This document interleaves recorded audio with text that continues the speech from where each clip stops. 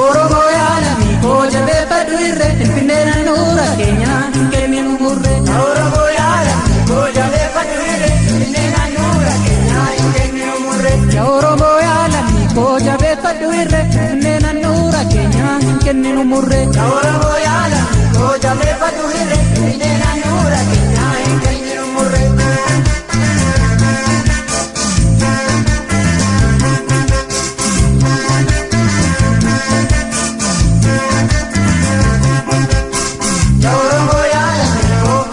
Kenninu Oromo yaalami koo kan duriitu ga'e Oromo yaalami koo jedhelmi Oromo Oromo yaalami koo yuunivarsiitii yaa'e Oromo yaalami koo Oromiyaa mara Oromo yaalami koo walitti dhaammate Oromo yaalami koo diinaan falmaa jira Oromo yaalami koo wal cinaa dhaabbate Oromo yaalami koo jabeeffadhu irree Finfinnee naannura keenya hin kenninu murree. Oromo yaalami koo jabeeffadhu irree Finfinnee naannura keenya hin kenninu murree. Oromo yaalami koo jabeeffadhu irree Finfinnee naannura keenya hin kenninu murree. Oromo yaalami koo jabeeffadhu irree Finfinnee naannura keenya hin kenninu murree.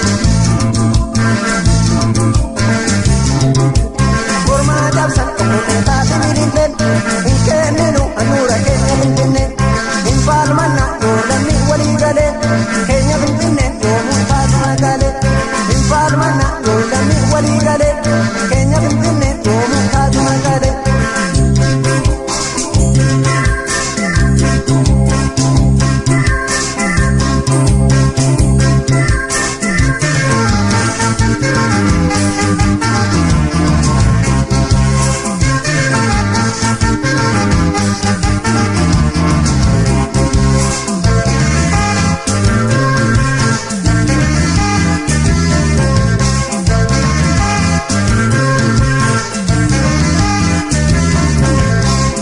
Boya kabata dira kan gonni kabatu amma malee yaalami koo yoomi walabdatu.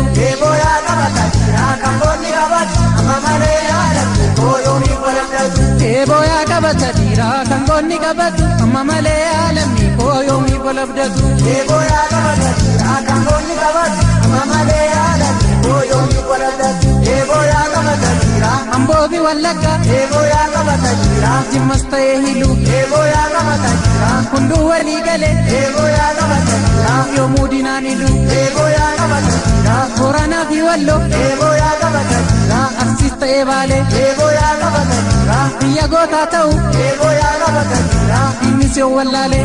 Boya kabata dira kan gonni qabatu amma malee yaalamni koo yoomi walabdatu.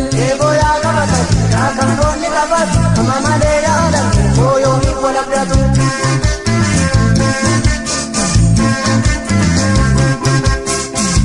Mormaadhaaf sakkoo taasisa hin kenninu naannura keenya Finfinnee hin faalmanna yoolamni walii galee keenya Finfinnee yoomuu taatu magaalee.